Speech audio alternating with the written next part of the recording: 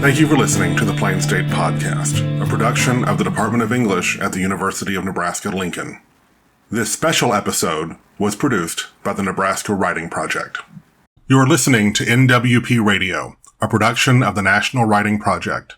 This podcast episode was produced by the Nebraska Writing Project and made possible with a grant from the National Writing Project National Parks Service Partnership, supporting place-based learning and collaboration between National Writing Project sites and our nation's national parks.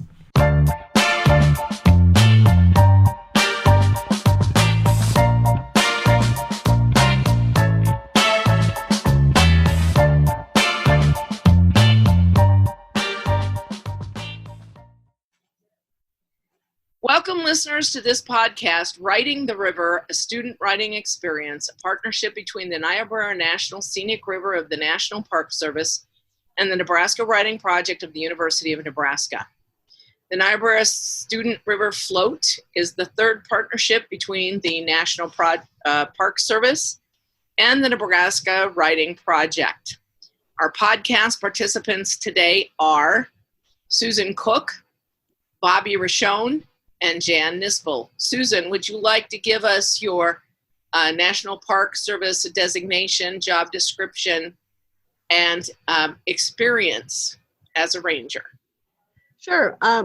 Susan Cook, and I'm the Program Manager for Interpretation, Education, and Volunteers at Niobrara National Scenic River, and I've been there since last August. Prior to that, I was the Chief of Interpretation and Resource Management at Homestead National Monument of America, and I was at that park for 28 years. Thank you. And Bobby, would you like to give us your national park experience and what your job description is at the Niobrara Scenic River Park? Sure. So I'm the Park Ranger Interpretation for Niobrara National Scenic River, and I've been with the National Park Service for over 10 years now. Most of that was as seasonal at Ozark National Scenic Riverways in Missouri. And I always like to explain the interpretation is not explaining in a different language. It's actually speaking for the things that can't speak for themselves. So I'm like the Lorax, only not as grumpy. So I've been at the Niobrara for a while now. I started as seasonal in the interpretive division in 2014 and did 3 seasons before I became a permanent park ranger in 2016 on October 2nd. And that's kind of a really cool day because it's actually the anniversary of the Wild and Scenic Rivers Act on October 2nd. Thank you, Bobby. Yep. My name is Jan Nispel. I am currently retired from the Valentine Community Schools and Valentine High School, where I was an English teacher for 30 years. I am currently an adjunct professor for the Mid-Plains Community College, teaching here at the Valentine Extension Campus. And I have been involved in the Nebraska Writing Project as a teacher consultant since 1986 and have been on the Nebraska Board of Directors for the Nebraska Writing Project since 2006. The purpose of our podcast is to describe the partnership between the Niobrara National Scenic River of the National Park Service and the Nebraska Writing Project of the University of Nebraska. How that partnership came about, how we developed the student and possible future teacher workshops, the process of rangers and NEWP facilitators as they plan for and create writing activities for students and teachers to develop an appreciation for and an understanding of the unique environment of the Scenic River and the culture and future of the river located in north central Nebraska. The Nebraska Writing Project, position on place-based education, has generated the partnerships between the Nebraska Writing Project and the National Park Service. Wendell Berry once said, "If you don't know where you are, you don't know who you are." The University of Nebraska Writing Project website states that place-based education utilizes local history, geography, literature, and culture to help students gain a sense of who they are, where they are, and how they can live well in their communities. In the Nebraska Writing Project, we believe that writing is one of the most engaging ways to teach and learn about a place. Similarly, we believe that place-based teaching can help students discover and develop meaningful writing. The purpose of place-based education is to allow writers to understand place, and that place is becoming increasingly important in our rapidly changing and interconnected world. The goals and practices of both place-based education and effective writing instruction complement and enhance each other. Place-based education helps connect students, communities, schools, and places in ways that produce more engaged, thoughtful citizens. We broadly define place to include natural and human-made landscapes in rural, urban, and suburban contexts. The components of place-based education involves the following: local resources such as people, places, history, and artifacts that form at least part of the curricular content. Students write for audiences beyond the classroom. Learning activities involve both celebration and critique of local places. Learning goals promote active citizenship, including a concern for the welfare of local places. The benefits of place-based education are that students are engaged and gain an understanding of who they are in their place. They gain an understanding of local history, culture, and geography, become better writers through their engagement with place-based topics and projects, use writing to work toward solutions to current problems in their place, understand the past and present diversity of a place, learn to apply writing concepts such as purpose, context, and audience to develop an awareness of interdependence and interconnection of place and in writing. Susan is going to describe for us how the possible Niobrara Scenic River Float partnership came about and how the community here in Valentine and Cherry County was involved in that. Thank you. As I mentioned earlier, I've been at Niobrara since last August, and when I was leaving Homestead, I've been working with the Nebraska Writing Project for years there. So I called Dr. Robert Brook, who's my teaching partner, and I let him know that I was moving to a different park and that my park was in Valentine, Nebraska. And he said that, do you know that Jan Nispel, who has come to the homesteads, lives there? And I said, no, I had no idea.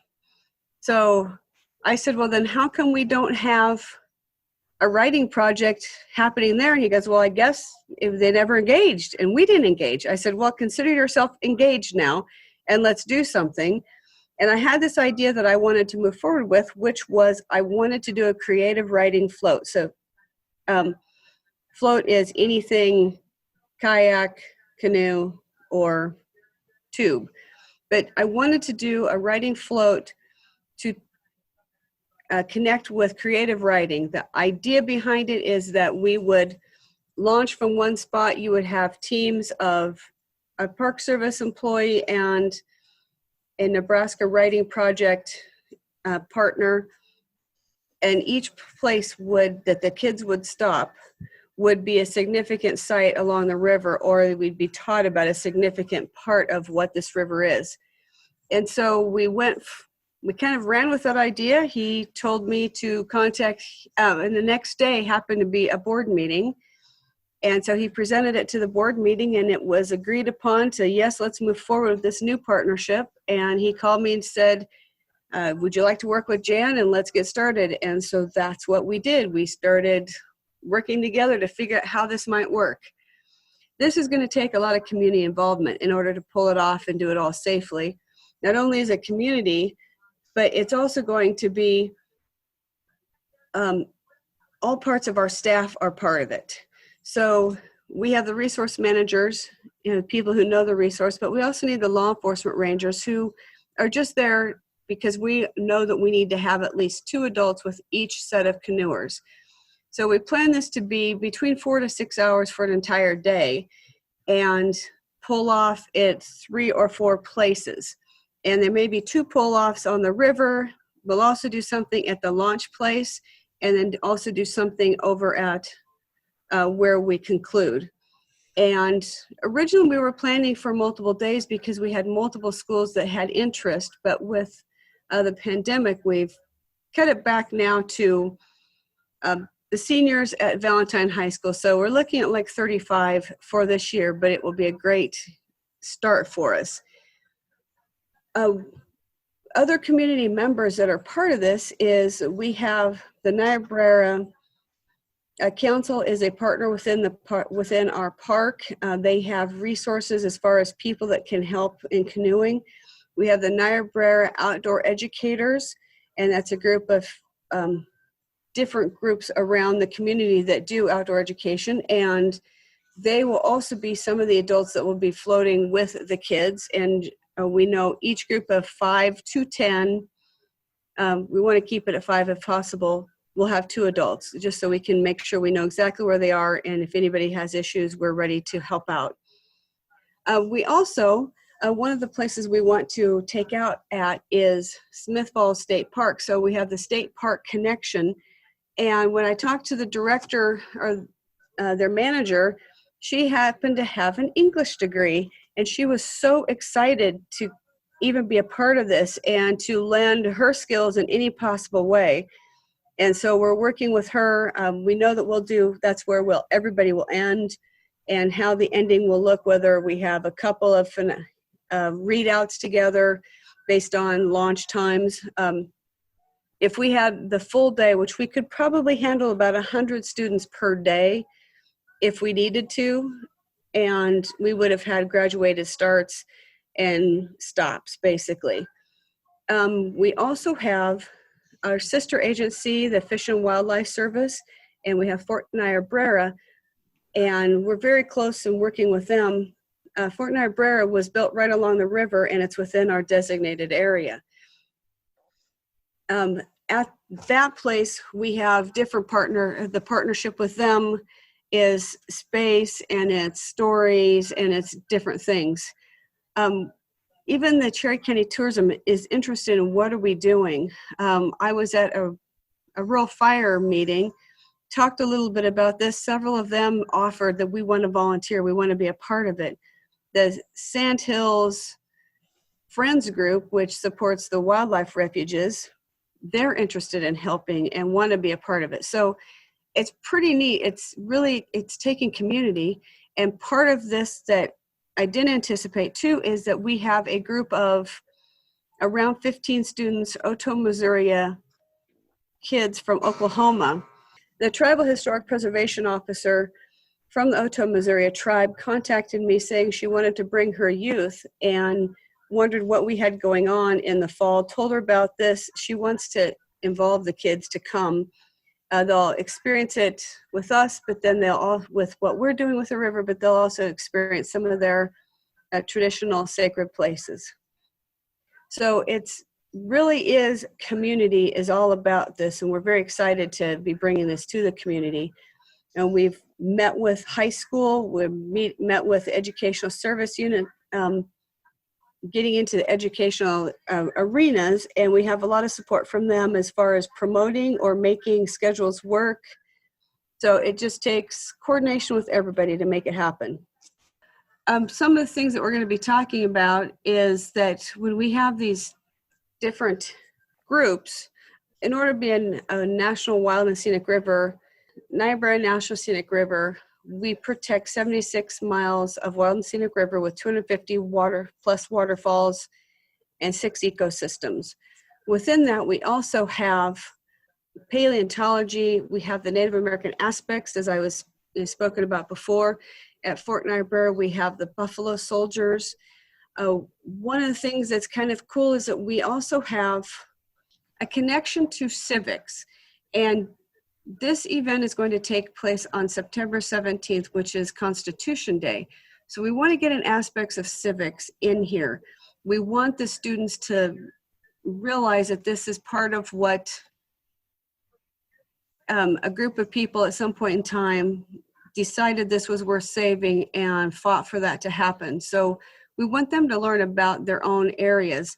So within our team teaching, we'll be doing a mindfulness or using the resource to kind of clear your mind, and using the sense of place where you're just listening to what's around you, and then to clear your mind, and then to kind of also spur the kids into realizing this river is unique and what is its future. And they, as citizens and future leaders, they're the ones that need to be protecting places like this and make sure it continues to stay protected. Who knows what else might need protecting in the future? So, helping inspire them to realize that even though they're in a rural area, their voice still matters.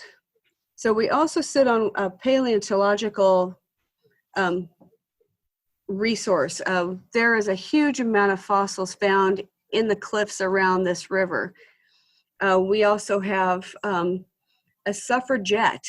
I spoke with a Clara Colby expert, and she said that Clara Colby, it's documented, she was in Valentine at some point in time, met with a female woman homesteader who was very active in the right to vote. And so we're looking for that information. What better thing to tie into during a Constitution Day, but more civics, but show our youth that even in the rural areas, your voice does matter. So we're looking at all these different experiences and kind of looking at what do we have time for and what don't we have time for, but looking to give them a broad array of things to experience. Thank you, Susan. Bobby, would you like to give us some information regarding how the Niobrara became a scenic river and what that designation means? Okay, so to kind of understand how that designation came about, you have to understand a little bit about the history of river protection in the United States. America got very dam happy, and I mean dam D-A-M, after major flooding occurred on like the Mississippi, the Colorado, a lot of your bigger rivers. And we started seeing a lot more dam building projects during President Hoover up until the New Deal era, and beyond that into the 80s as well. There was a little bit of a pause during World War II where a lot of dams were not being built, so you start seeing kind of the growing grassroots movement to protect rivers during that time. After we see some of the bigger rivers, like the Grand Coulee go up on the Columbia River, Hoover Dam going up on the Colorado, Glen Canyon, you start seeing a lot more grassroots movements to kind of prevent these dams from going in. Mainly because you're losing a lot of your natural, beautiful areas, as well as a lot of cultural, historical heritage sites. Thousands of petroglyphs were covered by water on the Columbia, on the Colorado. You lose those whenever that happens. A lot of the grassroots movements started becoming more common during the 1950s, and the Craighead brothers were kind of the leaders of that. Frank Craighead became very active in the conservation of wild rivers, and much of the National Wild and Scenic Rivers Act was actually written by him from his writings. In 1958, Congress created the Outdoor Recreational Resources Review Commission, and the Secretary of the Interior, which was Stuart Udall, asked Frank to prepare a paper on river classification, and asked the Secretary of the Agriculture to organize a wild and scenic river study team. One reason why this became kind of a popular thing during that time was Eisenhower. He saw the damming process as creeping socialism, especially whenever it was federal dams going in. And so you kind of see this movement to keep dams off of rivers, especially grassroots ones, like I was saying. The Current River in the Missouri Ozarks was one of those. In fact, that's actually the first river to ever receive protection from the government as a watershed and as a river. And that predated the Wild and Scenic Rivers Act by 4 years. That was 1964 whenever Ozark was established. It took 16 different versions of the Wild and Scenic Rivers Act to finally get to 1968, where we have the Wild and Scenic River Act passed. And the Wild and Scenic Rivers Act preserves the essence of rivers that surge, ramble, gush, wander, and weave. So in order to become a wild and scenic river, you have to kind of follow a little bit of a process. And the National Wild and Scenic Rivers Act defines rivers as deserving of legal protections because they are free-flowing and possess outstanding and remarkable scenic, recreation, geological, fish, and wildlife, historic, cultural, or other similar values, or outstandingly remarkable values. And it took eight rivers were the original one, but that's grown since then. We're now up to 209 rivers in 40 states and Puerto Rico. And it's a little over 12,700 miles. And there's 3 ways you can get designated: wild, scenic, and recreation. Each category is defined by its accessibility and level of surrounding development. Wild rivers are primitive without development and are generally only accessible by trail, while recreational rivers are accessible by road or rail and have shoreline or watershed developments, and scenic rivers fall in between. And so, like I was saying, a lot of these rivers that fall into this, they get promoted by local movements, and they get pushed into Congress in order to become part of that wild and scenic river system. So following a detailed study to determine if a river is suitable and has the public support to be protected by a Wild and Scenic Rivers Act, it is generally designated by an act of Congress. And the 1980s were a really powerful point for a lot of these rivers. That's whenever you see them actually, a lot of the scenic river growth during that time. And one of the rivers during the 1980s was the Niobrara. And there's actually going to be a dam on the Niobrara called Norton. And that Norton Dam project would have basically dammed the river back up from Norton about 20 river miles, so that most of the popular section of the river would have been underwater, and we wouldn't be able to float that section. A lot of the waterfalls would have been lost to us and some other stuff too, but it was actually local landowners, outfitters, and then people from surrounding communities like Omaha and Lincoln that came together to save the Niobrara.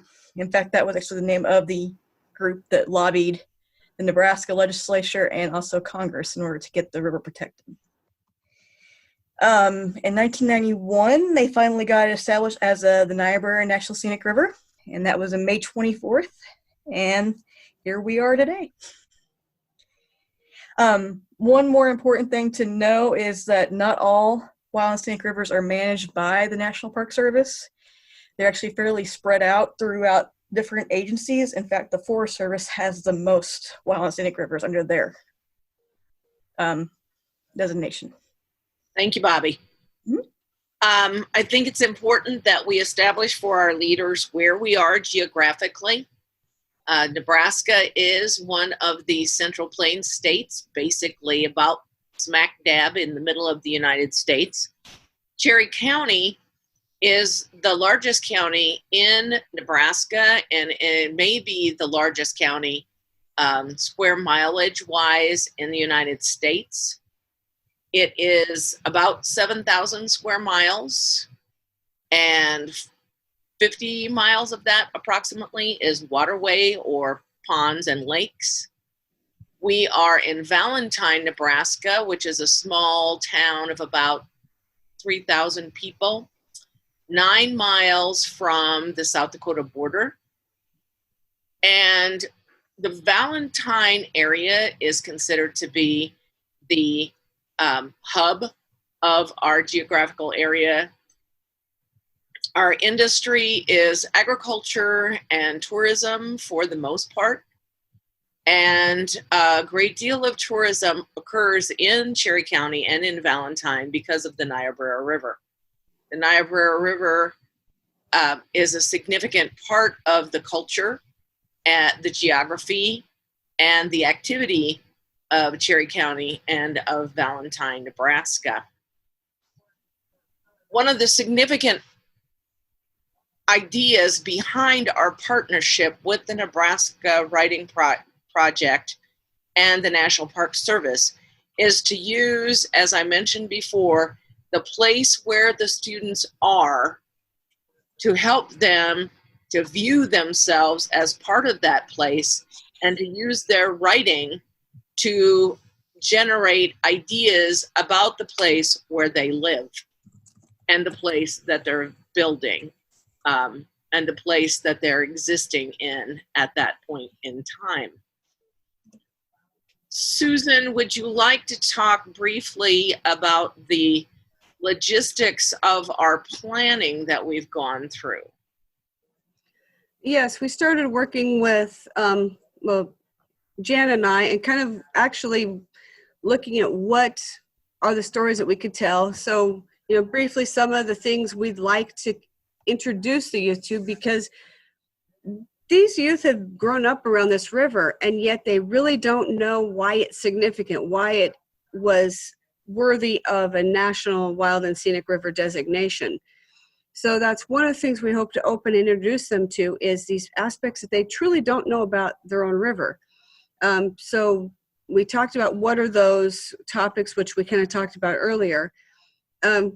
Met with the school system to get teacher input, and then started just kind of mapping it out and looking at, where can we get them on the water, where can we get them off the water, where are the places that we could pull off while on the water, and involve the outfitters. Our outfitters, we have an annual meeting with them, and when we asked them about would they be willing to help with an event like this, there was exuberant, yes, we would love to be a part of something like this. So that was pretty neat. But we need them to have the canoes to get these kids moving around.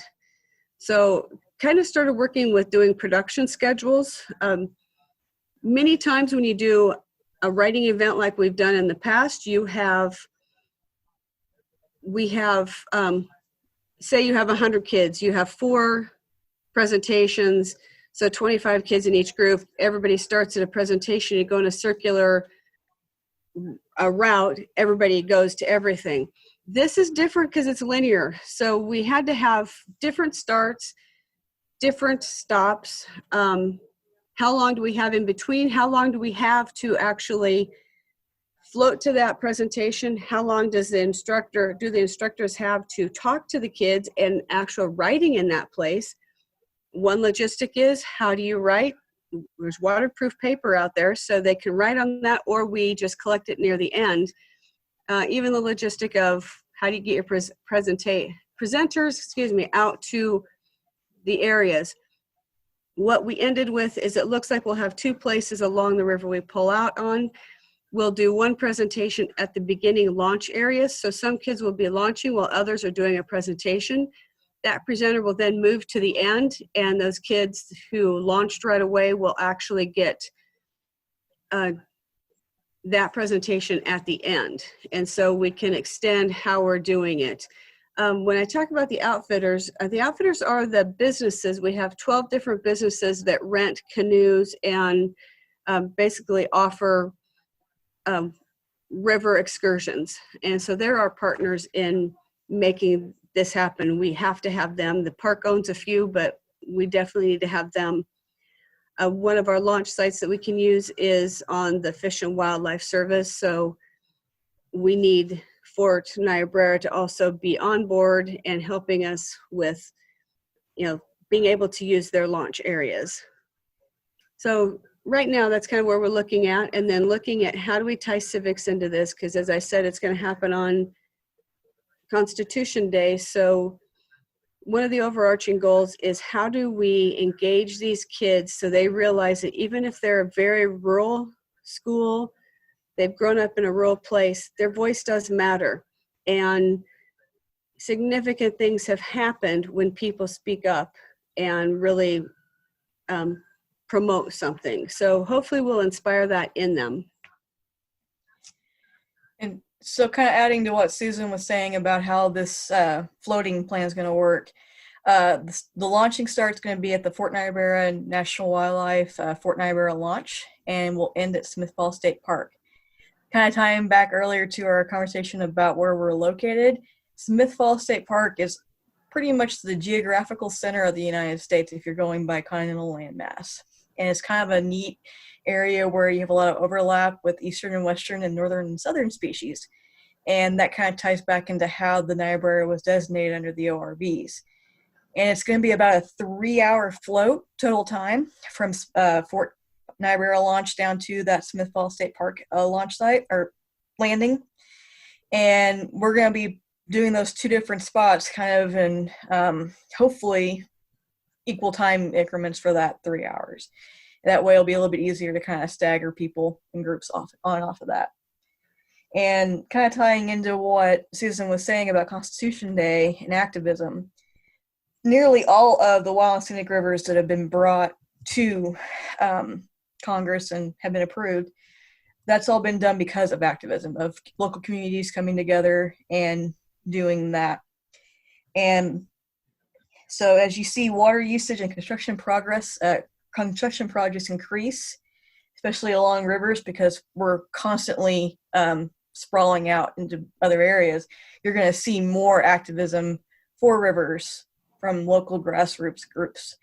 And it'll be interesting to see how whenever we do the floating writing project float, how long it's going to actually take to do all that and talk about all these different things. It'll probably be about 6 hours whenever we're actually done, not just the float time alone, right, Susan? Correct. I think it's important for us to note for our listeners that the Nebraska Writing Project facilitators and the Nebraska Park Service rangers work hand in hand in planning the presentations that we're going to give to our students, to focus on that place where they are when they write. Susan and I and Bobby and the rest of the rangers at the Niobrara Scenic River are in deep discussion as to where we're going to be stopping, what ranger information is going to be given to the students, and what writing activities are going to be suggested to the students to bring them into focus of the place where they are. We have found that through our agate experience and through our homestead experience, that students become extremely focused in those areas when we can give them the information about the place that we're in and then give them some suggestions based on that place as to what kinds of things can they write about.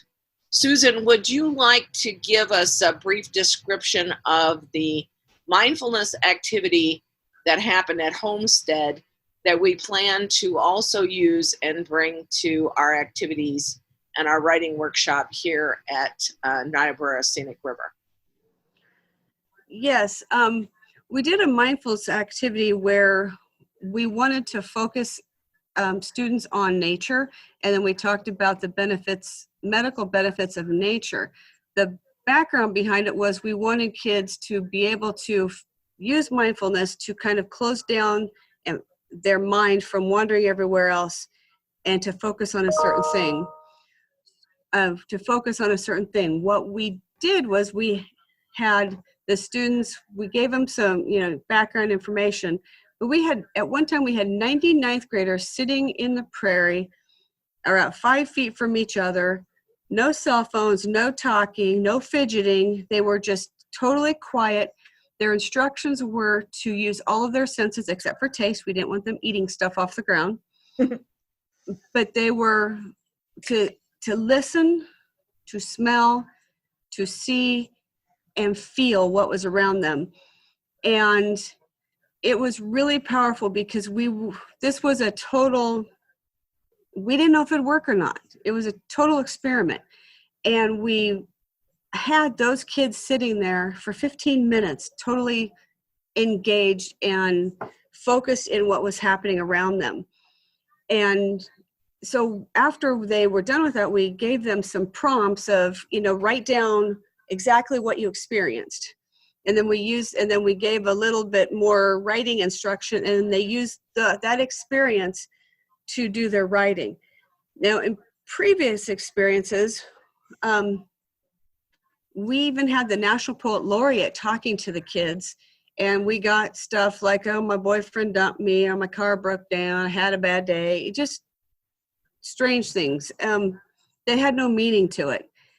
What ended up happening by doing it with place-based and by doing it right there where they're experiencing that environment, we got a writing piece that talked about how this student watched a drop of dew fall from one leaf to another leaf to the ground and making a divot in the ground, feeling the air blow through past their face and through their hair, the buzz of a bee, the sounds of the birds, the sound of the wind, and it mattered to the kids. They truly did. And part of what this is mindfulness. If you practice this, it is known to open up your mind to be more creative and to be able to focus better. And a recent study I just heard about and read about was that the children born in the year 2020 may not ever hear nature. And it's because everything is being developed around it. So we need to protect places like the rivers to create our national parks, to create a place for for people to go and experience these things. But what was so amazing was by changing and giving them a focus of the place that they were at, all their writing changed. It was just amazing. And see, I think that's really cool with the Nebraska Writing Project, and also what we're doing as interpreters is we get to use place-based education to create all these different topics. And even our discussion on what we should be doing during this river float planning has just been interesting, because we have so many things we can choose from, including the mindfulness, but also we can talk about the fort history, we can talk about geology, we can talk about the paleontology, and just kind of trying to focus those down to what we should be doing for our spots is just kind of interesting. It's been a fun conversation.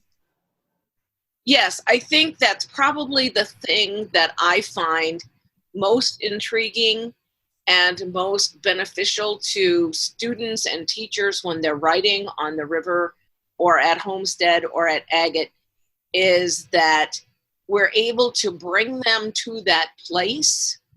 And as Bobby said, we have so many opportunities at our national parks to make it possible for students and teachers and others to gain an experience, to have an appreciation, and to see themselves as being integral to that place, and also to see themselves as creative writing people in that place.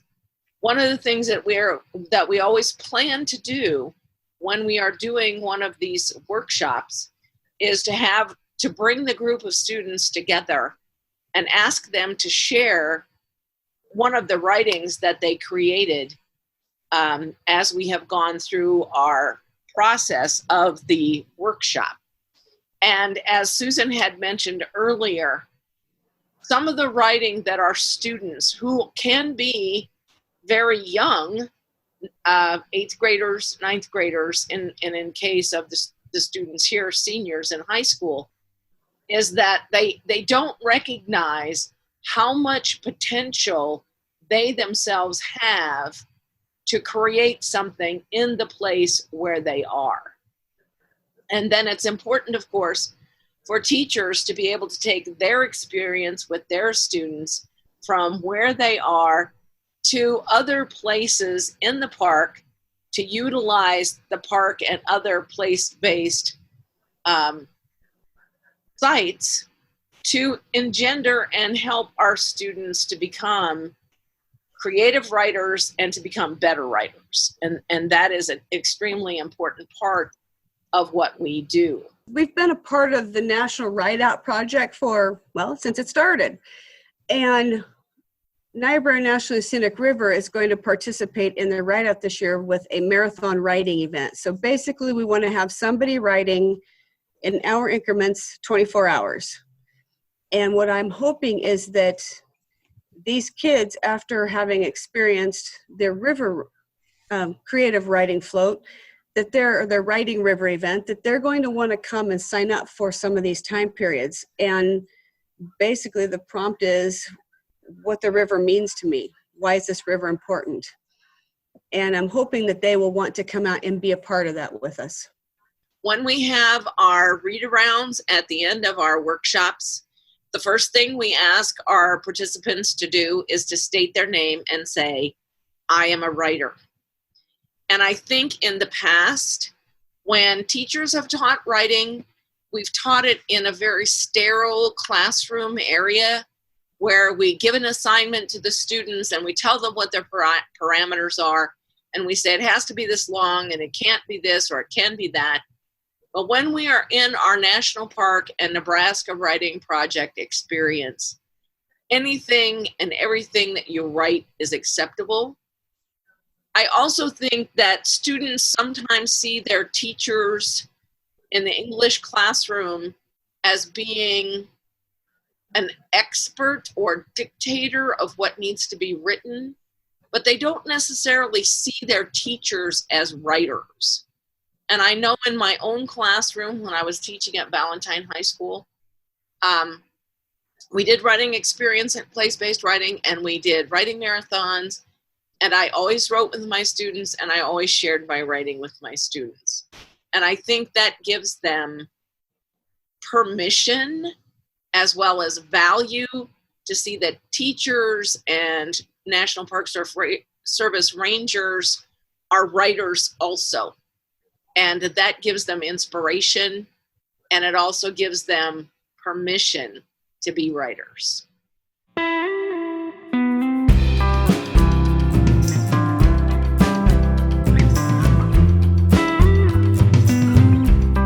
Plain State is produced by Robert Lipscomb. Post-production by Stephen Ramsey. Music by Shadows on a River. On behalf of the Department of English at the University of Nebraska-Lincoln, thank you for listening to the Plain State Podcast. Tagline forthcoming. Tagline forthcoming. Tagline